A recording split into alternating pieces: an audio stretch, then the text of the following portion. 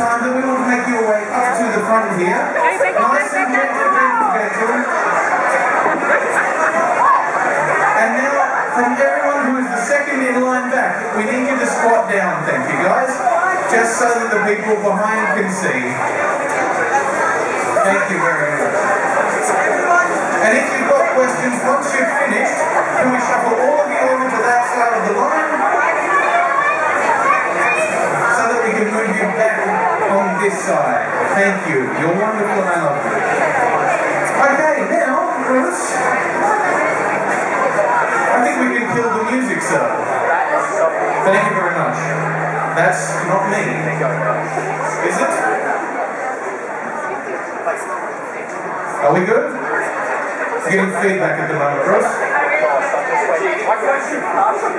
So Bruce is our wonderful sound guy at the back. Everyone go, hi Bruce. Hi Bruce. He's doing a wonderful job. Okay. Now we know what you're all here for. I know what I'm here for. I'm here to do a job, but you guys are here to enjoy something amazing. Is that right? Yeah. Are you all ready for it? Yeah. Okay, you know how before I said I want it to be like a warm hug and everything like that? Screw that noise. Give me some real noise. Are you all ready for it? Oh my God, am I regretting that. Ladies and gentlemen, boys and girls, I want you to put your hands together and go completely crazy for the sexiest man alive!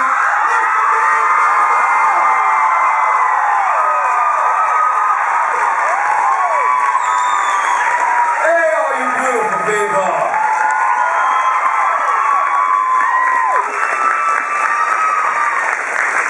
You make this girl feel lovely. Seriously, man, I would like to ask everybody a favor. I know it's early in the morning. I did this at the concert last night for the first time. I thought it was a good idea. Let's go to church. Let's go to the Church of Buffy. Everybody, turn to your right and just shake the hands with the person to your right and introduce yourselves. Yeah. You're finding some cool people around here. Hey, I'll do it in my heart. Seriously, I think that we guys that we've been on television or movies or whatever, we're just the excuse to get all you cool people in the same room and to meet each other. And if you don't leave this convention, don't leave without at least 2 emails or phone numbers, and you'll end up with more friends than you know what to do with. Seriously.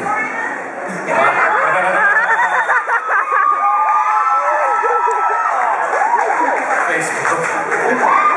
But I do go on my Facebook page. I wrote an essay about Egypt that I thought was actually kind of interesting, but now I'm realizing it was a little too hopeful.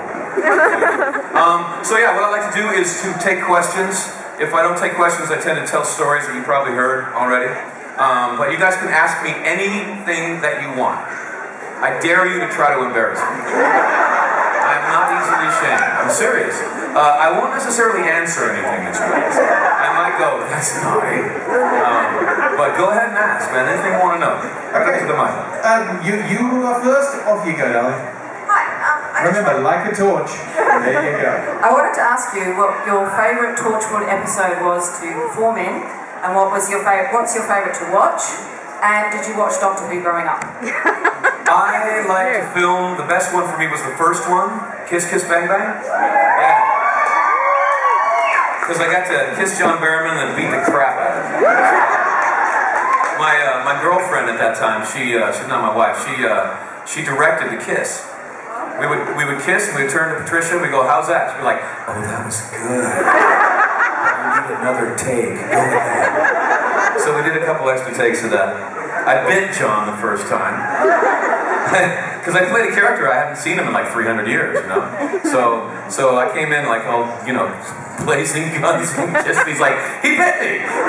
James! Well, I'm getting to the fight early, you know. And no, my son is a big Who fan. He's constantly calling me up and saying, Dad, you gotta watch the episode of Who right now, it's amazing. But I didn't get into Who until the reboot, and I was in London playing music, and one of the tour managers would not come out to dinner with me. And she said, if you want to have dinner with me, it's going to be in my hotel room watching Doctor Who. So I watched Doctor Who with her in the hotel room, and after 15 minutes, I thought it was over. I thought that's the quickest hour I've ever been through, because the plot there was already as much plot as in an American episode. And I thought, amazing. I looked at the clock, it's only 15 minutes has gone by. And by the time an hour went by, there was like 4 episodes of American television worth of plot in that 1 hour. And I was like, man, I want on that show. Get me on that show. Because I'm a whore for good writing. So I asked my manager to call up whoever's writing that stuff, and they called up Russell T. Davis, and asked him if I could be on Doctor Who, and Russell said no. But there was a role they've been trying to cast for a while, and I'd be perfect for it, and they gave me Captain Joe. Right.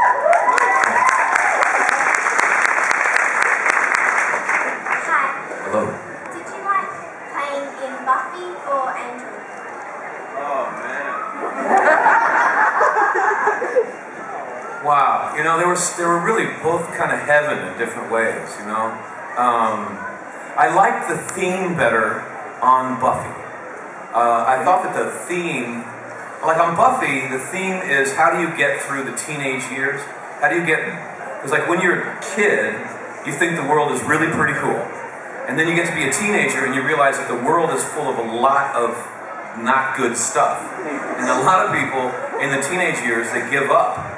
And Buffy is really about how do you recognize that the world has all of its flaws and not give up and keep trying to change it for the better.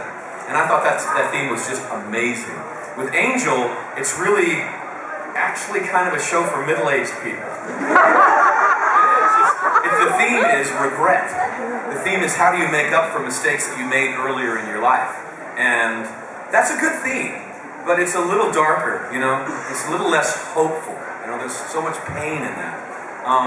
But on Buffy, I imperiled the theme. On Buffy, Joss wanted me. Ladies and gentlemen, just a little information for you outside Sorry, on Buffy, like in Buffy, vampires are supposed to be ugly and very quickly dead because they're a metaphor for all of the problems that you have to face. So make sure you grab your newspaper and still leaving. Can we go for 31 minutes? Yeah, absolutely. I'm just about to text him and tell him, shut up. I'm sorry, I can't think in 2 times at once. So vampires are like a metaphor for all the problems that you face in your teenage years, right? And so he got talked into the character of Angel by his writing partner, David Greenwald, to one romantic vampire. Just one. And Josh was like, okay, one. Just one. And of course, Angel took off like a rocket, right? And Joss was kind of like, because he doesn't like that Anne Rice stuff where vampires are kind of like pretty and stuff. And then I was not supposed to be pretty. I was supposed to be this dirty punk rocker who was going to be dead in 5 episodes. And then the hair color worked, and the coat worked, and the eyeliner worked, and whatever, and that character was perceived as a romantic character. And I remember Joss coming up to me going, "You are dead. How much the audience likes you. I don't care how much you need the money. I don't care about anything. You are dead, dead, dead, dead. Don't fool yourself." Boom. So I spent 6 years hiding from that man. I would disappear. I was known as the ghost because I thought if he has to talk to me too long, he was going to fire me. I thought I would read all the scripts backwards to see if I was dead. But on Angel, I was kind of the dark mirror image of Angel. Like, this is what's going to happen to Angel if he doesn't make the right decisions. So I was like right in the middle of the theme, and I got more screen time. So it's kind of like I like both of them for different reasons. Right on. Oh.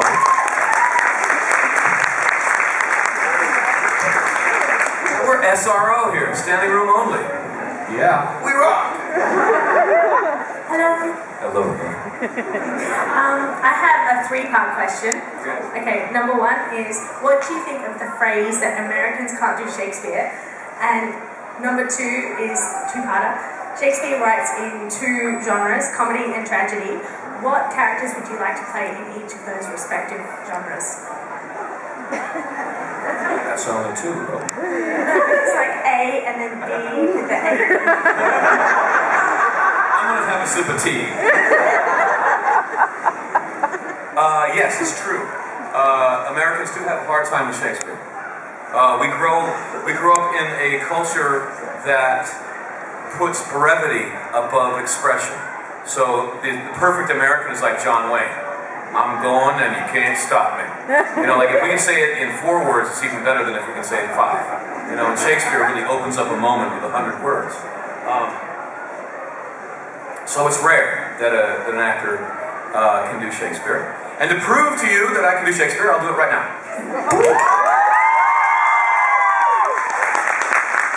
Be not afeard. The isle is full of noises, sounds and sweet airs that give delight and hurt not. Sometimes 1,000 twangling instruments would hum about mine ears, and sometimes voices that if I then had waked after long sleep would make me sleep again. And then, in dreaming, the clouds, methought, would open and show riches ready to drop upon me, that when I waked, I cried to dream again.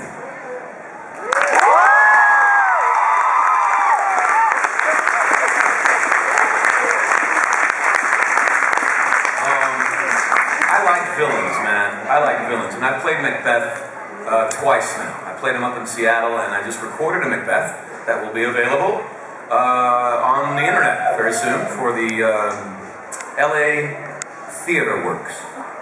And that may also be on the BBC radio. And the director, who is like a big-time English director from the RSC, he said, "You're a great Macbeth." And he didn't say the other part, "for an American." He said, "You're a great Macbeth." So I think it turned out pretty well. And then I did one years ago for the Seattle Shakespeare Company that went really well. So I've already done Macbeth. That's like the ultimate villain. I guess I'd pick Iago in Othello. I think that's a great one. I'm not so drawn to Richard III. I want to be Iago, man. Yeah, I did it. I hate that guy. I destroyed him. And the only difference in Shakespeare between comedy and tragedy is in comedy it has a happy ending. Like, you don't have dead bodies all over the stage, like in Hamlet, you know. Wow, 7 dead bodies all over. It's great play. Fabulous. Comedies. I'm not as drawn to the comedies, actually.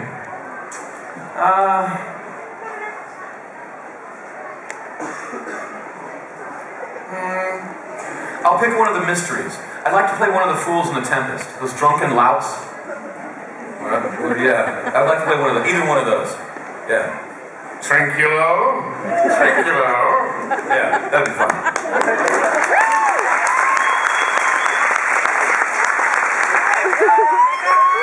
Hi, I have a question and a request. I was wondering... Getting his money's worth today, aren't you? I was wondering, you talked about the fact that when you were flicking through the scripts, you were looking for when you died. What did you think when you found out you were going to go from killing Buffy to Shaq?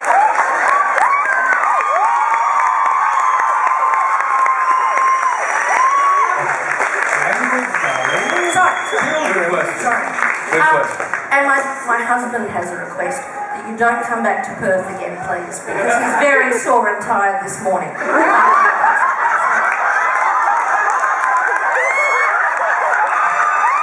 on you, honey.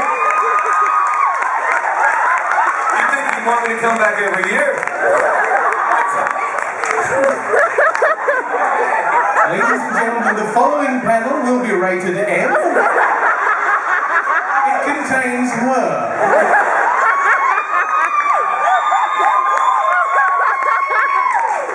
Okay, man, you blew my mind. What was the first one? When you started shagging Buffy, Yeah, I remember. They were taking David's shirt off all the time, right? And then they had the other character after him, Riley. They're taking his shirt off all the time. And I went up to Josh. I was like, you know what? If you want to take my shirt off, give me 2 months. Because I look really good with my t-shirt on. But if you want t-shirt off with all the low body fat stuff, I need a couple months to really diet down and really get there. Let's treat it right. Let's treat it like a film. And he goes, this is the last episode of season 5. You have the summer. I shouldn't say this. Trisha's gonna kill me, but it was hot to film that scene. Sarah and I had I guess we both had a few fantasies we wanted to play out. Sarah's a real professional, and we did it very professionally, and it was hot. And I could not believe that what they had us do that season. The thing is that we switched networks that year. We're the only show in television history to switch networks without being canceled first. Because the Paramount Studios opened up, they started the UPN network. And so they offered Joss a huge amount of money after 5 years when his contract was up to jump networks. And Joss, being Joss, just went, oh, WB, been great to me, but... Joss is a great guy, but he does things other people don't do. Thank God. And so we were on UPN, but they didn't have a standards and practices division, which is the department of any network that tells you, no, you can't do that, that's naughty. They just had not had a show like that. They hadn't had a fiction show really on yet. And they didn't know about us artists. So we were doing stuff that was basically soft-core pornography. I was up behind Sarah in the club, you know, and we were both like, I can't, what the f***? I've got a new career as a porn star. So we were kind of taken aback by all of that. And we're just like, what is next week? We started reading the scripts, you know, like really like, give me the next script. Like, God. Yeah, I always say, you know, dignity is important. It's all about dignity. And when you show up to your trailer and your only costume is a sock, that's dignity. Yeah, they would put it on a hanger for me. With a little tag, James Marsters.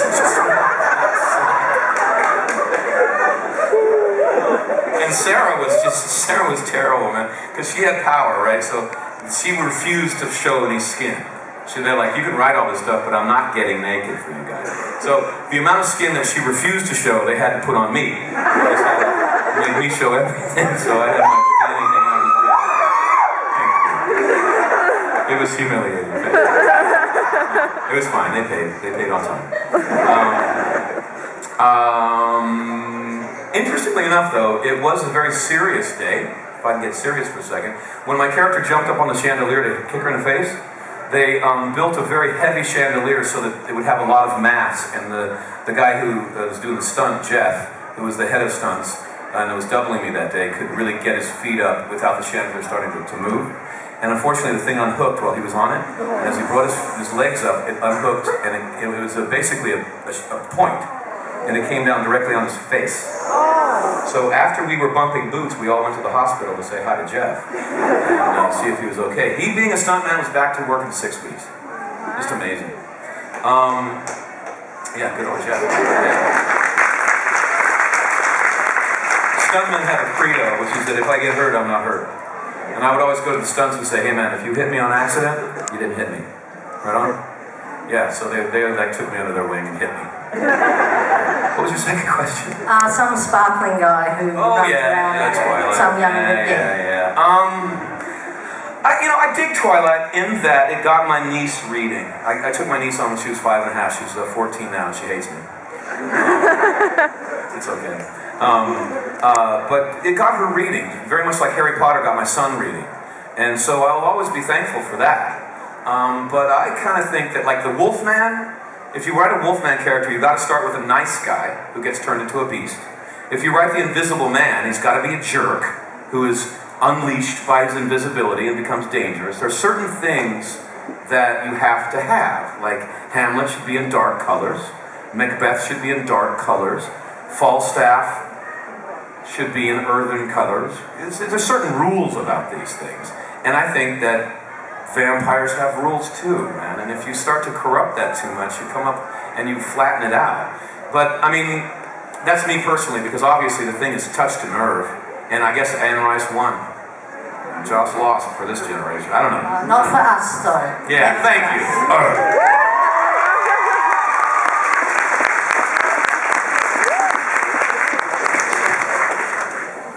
First off, thanks for coming to Perth. Thanks, man. Have a great time, man. Yeah, you guys are naughty. Two-part question. First part, Spike smokes like a chimney and drinks like a fish. Do you? No. I'm back smoking. which I'm gonna have to stop like as soon as I get on the plane, because I'm recording a week after I get back. I'm recording finishing lead vocals for a new album by Ghost of the Robot, my band. So if my band finds out I'm smoking, oh no, now they will. I'm screwed. They're gonna. I was recording this and it cut out halfway through your question. But yeah, so I do smoke, but I don't drink. Don't do Best drugs. thing that happened. I meditate. I used to drink, but it just hurts too much now. Yeah. And the second part, obviously you're most famous for Smallville, Torchwood, and Buffy. But how have you found have you tried to transition to more dramatic roles? Obviously with P.S. I Love You. And do you have any roles coming up that you can tell us about? Yeah, man, I'm on Hawaii Five-0. And I play a villain. I shoot McGarrett's dad in the face in the pilot, right? So I'm back 2 or 3 episodes a year on Hawaii Five-0. There's a TV series for the Sci-Fi Channel where I play a mortal called 3 Inches. Right? Call the Sci-Fi Channel and demand that show gets picked up, please. We're waiting to see if that gets turned into a series or it's just going to go by the wayside. I saw the pilot though; it was pretty good. The lead, Noah, a Canadian actor, is really, really good and really cute. So, but he's cute in a very approachable way. He's not cute like in a Ryan Phillippe way, like in a real guy way. So I hope that gets picked up. And what else? No, that's about it. So yeah, I'm playing two normal people. Yeah, I was on a cop show, man. I was on Without a Trace. Yay. And they were paying me dog meat, man. They were paying me the lowest you could pay somebody because it was a hit show, right? And I was mad about that. And like they introduced my character by flying him in on a helicopter, spent all this money. And it didn't occur to me that although they weren't paying me very much money, they had plans for the character. So when I got a 3-picture deal with 20th Century Fox on Dragon Ball, I took it. Because I was like, they're paying me a lot of money. Bye. And they got all mad on Without a Trace. And it was only then that they got mad that I realized, oh my God, if I would have held with that job, I would still be sucking coffee and sitting down and just talking. Because on a cop show, right, you sit in the cop car, you have your cop talk, talking to the walkie-talkie, get out of the car, talk to the guy at the delicatessen, get back in the car, and then you go home. I'm like out in the deserts of Durango, Mexico without a stuntman, getting my butt kicked every day, eating dirt every day, going, I could have been a cop. So yeah, I'll do those dramatic roles where you eat donuts. I love that, yeah. Thanks, man.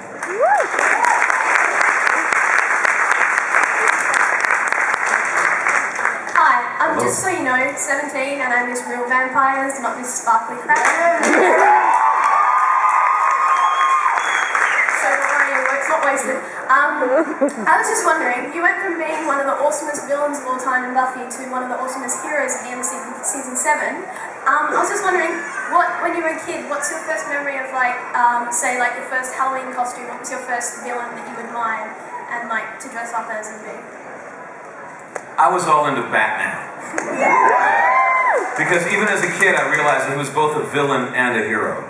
Like, he's a psycho, man. He's after revenge. He just wants to find the guys that killed his parents and kill them, you know? And I grew up watching the Adam West show, and I was just like, no disrespect, but I was like, Adam West, butch up, man. This is Batman. Be angry and psychotic and stuff. Yeah, so it was a little Batman for me the whole time. But my first Halloween costume that I can remember was Jimmy Durante.